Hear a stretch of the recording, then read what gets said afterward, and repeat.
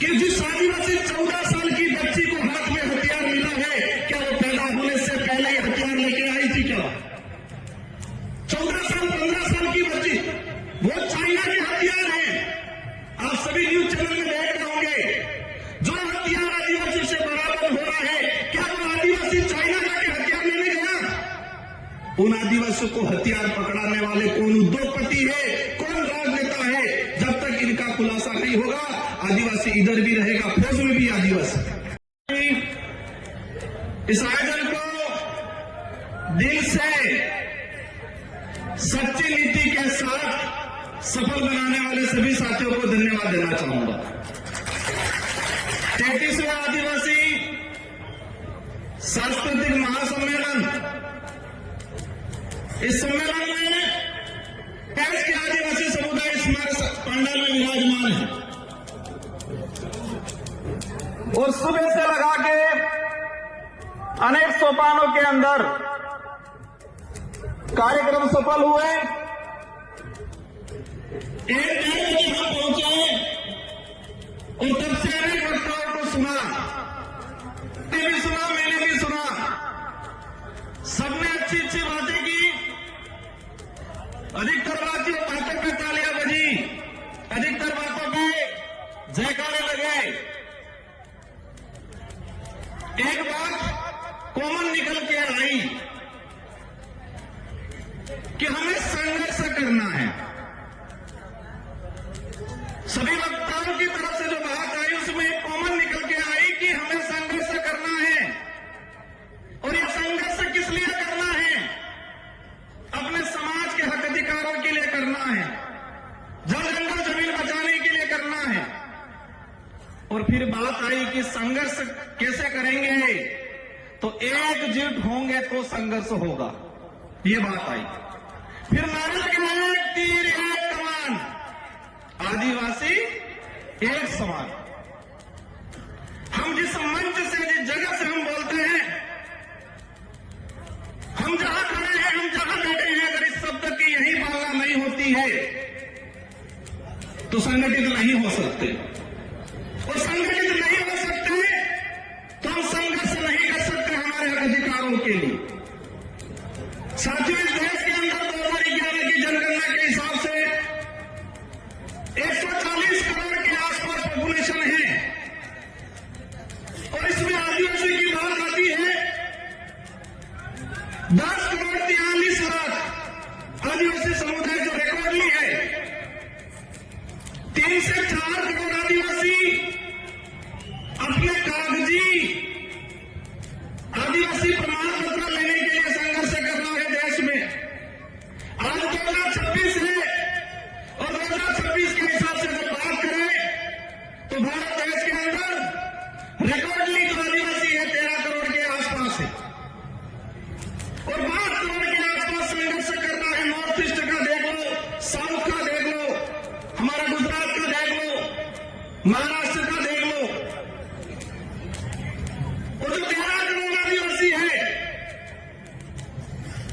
इनमें से अधिकतर संघर्ष कर रहे हैं। मेरे राजनीतिक जीवन में मुझे 2 बार विधायक बनने का अवसर मिला मेरे विधानसभा क्षेत्र की जनता की ओर से। और आप जैसे साथियों की बदौलत मेरे संसदीय क्षेत्र महासभा डूंगरपुर की जनता की वजह से मुझे सांसद बनने का अवसर मिला। मैं विचार कर रहा था, कई साथी पूछते थे, राजकुमार जी आपका नंबर कब आना है? मैं मन ही मन हंस रहा था कि देश की संसद में रात की 1:30 बजे तक बैठता हूं हमारे आदिवासी भाइयों की आवाज उठाने के लिए। तो यहां पर मुझे 5 बजे तक बैठने में कोई दिक्कत नहीं है। जिस देश की संसद में मुख्य बजे तक बैठा हूं आदिवासियों की आवाज बनने के लिए, तो मुझे रात की 6 बजे 7 बजे 8 बजे तक बैठने में कोई दिक्कत नहीं है। मन ही मन हंस रहा था। साथियों, संघर्ष करना है तो संघर्ष करना है तो पेशेंस रखना है हम सबको। मैं बात कर रहा था 13 करोड़ के आसपास आदिवासी है इस देश के अंदर रिकॉर्डली। पूर्व में ऐसा कानून को लेके, 5वीं अनुसूची को लेके, फरों को लेके बात हुई तो 13 करोड़ में से अधिकतर आदिवासी समुदाय संघर्ष कर रहा है। कोई आरक्षण के लिए कर रहा है, कोई अपना घर बचाने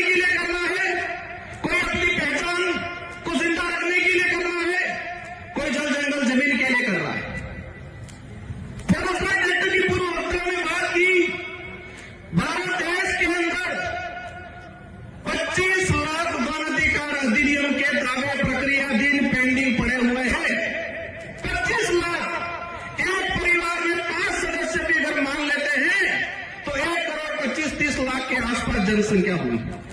मतलब यह हुआ पहला संघर्ष कि वन विभाग के अंदर रहने वाला भारत देश का आदिवासी 1,30,00,000 के आसपास, जो सरकारी रिकॉर्ड है, मेरा रिकॉर्ड नहीं है, जो फरोसरी एक्ट के तहत आगे प्रक्रिया चल रहे हैं, 1,30,00,000 आदिवासी वन विभाग में बैठा हुआ संघर्ष कर रहा है और कागज में नहीं आया है, रिकॉर्ड में वो 1 करोड़ और होगा। देश के अंदर वन विभाग की बात चारागाह पिलाना जमीन की बात आती है और चारागाह पिलाना जमीन की बात आती है। मैंने जो पार्लियामेंट में जो रिकॉर्ड निकाला है उससे मुझे जानकारी मिली है कि 2.5 से 3 करोड़ आदिवासी चारागाह पिलाना जमीन पे बैठा हुआ है और संघर्ष कर रहा है कागजी अधिकार लेने के लिए। सच एक बात की बात सोचना पड़ेगा, हम अधिकार की बात कर रहे हैं, इस जमीन पे हमारा पुरखाई अधिकार है, हम कहते हैं इस देश के मूल मालिक हैं, लेकिन कागजी अधिकार के लिए संघर्ष कर रहे हैं। कौन सा अधिकार चाहिए? कागजी अधिकार। उस जमीन पे आजादी से पहले हमारे बाप दादा बैठे हैं, उन्होंने कुआं खोदा है, मकान बनाया है, लेकिन उसके पास कागज नहीं है। अब ये समझना पड़ेगा, कागज कम जाएगा उस परिवार में, उस समाज में। जब एजुकेशन जाएगा, स्कूल जाएगी, पढ़ा लिखा होगा तो कागज जाएगा। जिस समाज में एजुकेशन ही नहीं गया, आज पहली पीढ़ी एजुकेशन प्राप्त कर रही है और उनसे कहा जाता है कि अधिकार हो तो कागज दो, ये कागजी अधिकार। हम प्रयास करेंगे, देश के अंदर अनेक शोध संस्थाएं हैं, इसरो है, बड़े बड़े सैटेलाइट लगे हुए हैं, उन सैटेलाइटों से पता क्यों नहीं लग रहा है कि आदिवासी कब से बैठा हुआ है उस धरती पर, उससे कागज क्यों मांगा जा रहा है? यह आदिवासियों को गुमराह करने का तरीका है, बिजी रखने का तरीका है। सैटेलाइटों से छोटी छोटी चीजें कवर हो रही है और उस पर भी ले जाने का काम किया, लेकिन ये सैटेलाइट और ये सरकार, हमारे पूर्व जनजाति आयोग के अध्यक्ष ने कहा कि 2005 से पहला बैठा हुआ हर आदिवासी को पट्टा मिलना चाहिए, लेकिन सरकार क्या कह रही है? सैटेलाइट से देखेंगे, जिसका मकान है उसको देंगे। और हमारा मकान क्या छत वाला रहता है कि झोपड़ी वाला रहता है?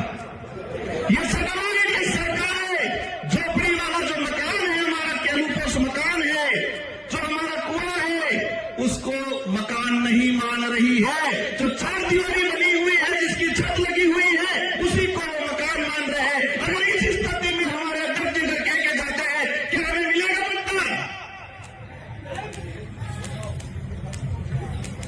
आज देश के अंदर जो स्थिति, इसके अलावा कहां बटे?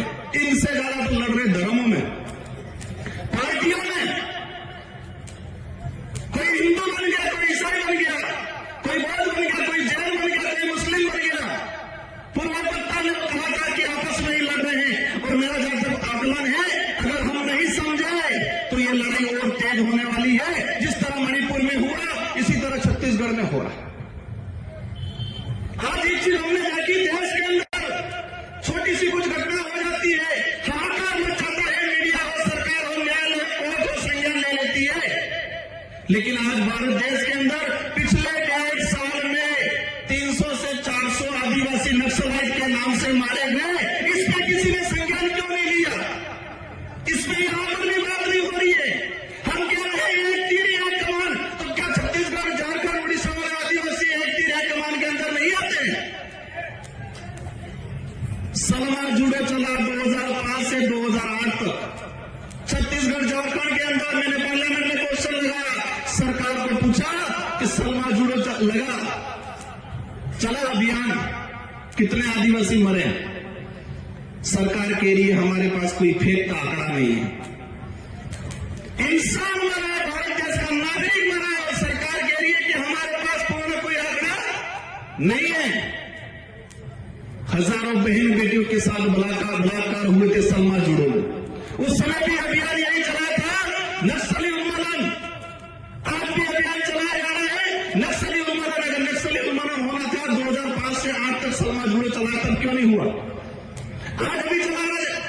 मैंने देश के गृह मंत्री जी से भी यह सवाल लगाया, पूछा है कि जिस आदिवासी 14 साल की बच्ची को हाथ में हथियार मिला है, क्या वो पैदा होने से पहले ही हथियार लेके आई थी? क्या 14 साल 15 साल की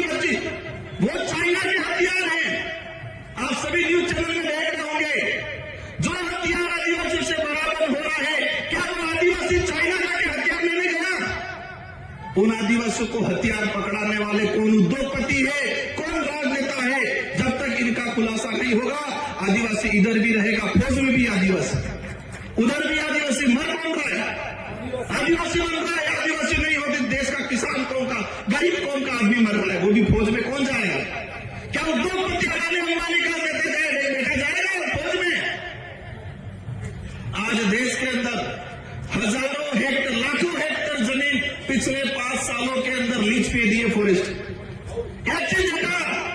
मेरे अंदर भी पहले डर था, जो कोई कार्यक्रम कराते उनको भी डर रहता है कि कोई कुछ बोल नहीं दे, पीछे हमारे को पुलिस पूछेगी। डर से लड़ाई नहीं लड़ी जाएगी, डरोगे तो मरोगे। हम सच्चाई के लिए लड़ रहे हैं तो लड़ना पड़ेगा। अगर हम जो बात बोल रहे हैं सरकार लिख के दे रही है गलत है, जो बात हम पार्लियामेंट में बोल सकते हैं वो बात इस मंचों से भी होनी चाहिए आप लोगों के द्वारा। मैंने कहा था मुझे बारी नहीं मिलेगी चलेगा, मैंने यह भी कहा था कि मुझे नहीं बोलना, मैं सुनना चाहता हूं। साथियों, मैंने पिछला सम्मेलन आयोजन कमेटी का सम्मान करता हूं सभी का। मैंने पिछली बार कहा था कि हम जो हर साल आयोजन करते हैं, जितने जो वक्ता अपनी बात रखते हैं, एक मेमोरेंडम बनाए, प्रस्ताव बनाए और वही डेलीगेशन राष्ट्रपति से मिले, प्रधानमंत्री से मिले, सारे राज्यों के मुख्यमंत्री से मिले। ये करना पड़ेगा। बाकी हम सांसद बन जाएंगे, विधायक बन जाएंगे, इनमें से बैठे फिर जो जिनकी लंचा मंशा है वो बन जाएंगे, होना कुछ नहीं है। देश के अंदर 47 आदिवासी सांसद आते, मेसा कानून 2.5 से 3 करोड़ आदिवासी नगर निकाय, नगर पालिका क्षेत्र के अंदर आज अतिक्रमणकारी के रूप में इसकी पहचान की जा रही है।